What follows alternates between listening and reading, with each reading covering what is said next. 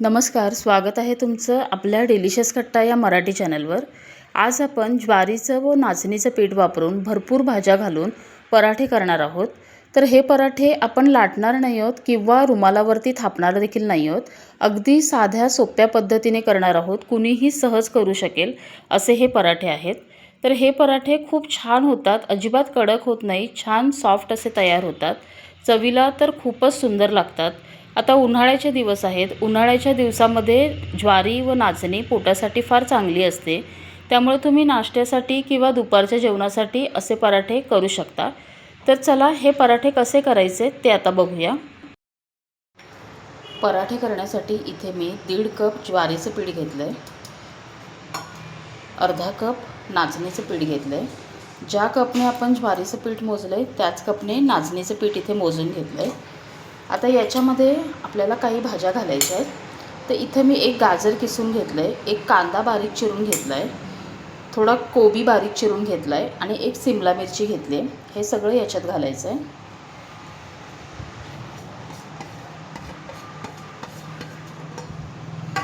याच्यातच आपल्याला घालायचं आहे एक 2 चमचे पांढरे तीळ,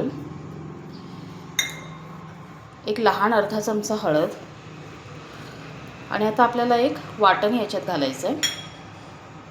वाटणात आपल्याला घालायचं आहे 5-6 लसणाच्या पाकळ्या, थोडा आल्याचा तुकडा, कढीपत्ता घालायचा आहे वाटणात, कारण आपण जर असा वरून घातला तर आपण तो काढून टाकतो, म्हणून वाटणातच कढीपत्ता घालायचा आणि एक 2 ते 3 हिरव्या मिरच्या। आता तिखट तुमच्या अंदाजाने घाला आणि याच्यामध्ये एक अर्धा चमचा आपल्याला जिरं घालून घ्यायचं आहे आणि याच्यात पाणी न घालता याला जाडसर असं वाटून घेऊया।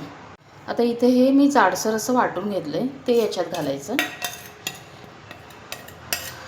याच्यातच घालायची आपल्याला कोथिंबीर आणि चवीप्रमाणे मीठ घालायचं। आता हे सगळं थोडं एकत्र करायचं। आता आज आपण लाटून किंवा कपड्यावरती थापून असं पराठे नाही करणार आहोत, अगदी साध्या सोप्या पद्धतीने करायचं आहे। आता याच्यात थोडं थोडं पाणी घालायचं आणि हे मिक्स करायचं। आपण भजीचं जसं पीठ करतो तसं याला भिजवून घ्यायचं आहे। ज्वारीचं पीठ असतं, नाचणीचं पीठ असतं, लाटताना काय होतं अगदी ते पातळ होतं आणि आपल्याला ते लाटायला फार त्रासाचं होतं, म्हणून ही पद्धत अगदी साधी सोपी आहे। आता मी हे पाणी घालून व्यवस्थित भिजवून घेते। आता इथे बघा, हे मी पाणी घालून असं सरसरीत भिजवून घेतलं आहे। खूप घट्टही नाही आणि खूप पातळही नाही, असं मध्यम करायचं। आता तुम्ही याला ज्वारीचे आणि नाचणीचे धिरडे देखील म्हणू शकता किंवा आपण पराठे देखील म्हणू शकतो। तर चला आता आपण याला पराठे करायला सुरुवात करूया। आता बाजूला मी तवा गरम करून घेतला आहे, तव्यावर तेल घालायचं, व्यवस्थित पसरून घ्यायचं आणि आपण जे आता पीठ तयार केलं आहे ते आपल्याला तव्यावर घालून घ्यायचं आहे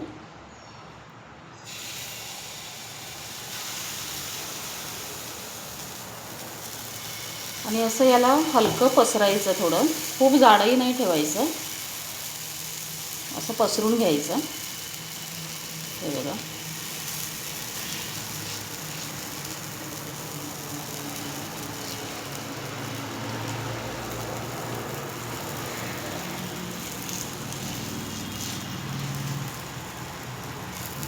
असं व्यवस्थित पसरून घ्यायचं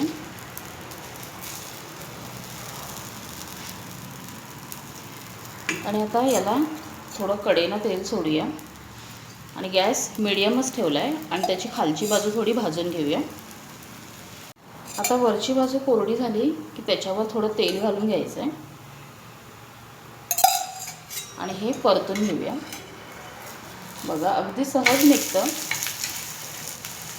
आता दुसरी बाजूही आपण भाजूया, असं परतत परतत त्याला व्यवस्थित आपल्याला भाजून घ्यायचं आहे। आता हा पराठा मी दोन्ही बाजूने परतून व्यवस्थित भाजून घेतला आहे। बघा किती सुंदर रंग आला आहे, अगदी छान झाला आहे। आता हा काढून घेते आणि राहिलेले पराठे देखील असेच करून घेते। आता इथे आपले सगळे पराठे करून तयार आहेत, खूप छान झाले आहेत। हे बघा, अगदी छान मऊ लुसलुशीत असे तयार झाले आहेत, अजिबात कडक नाही आहे. तर असे पराठे तुम्हीही नक्की ट्राय करा. माझी रेसिपी जर तुम्हाला आवडली असेल तर लाईक करा, कमेंट करा आणि जर माझ्या चॅनलला सबस्क्राईब केलं नसाल तर माझ्या चॅनलला सबस्क्राईब करा.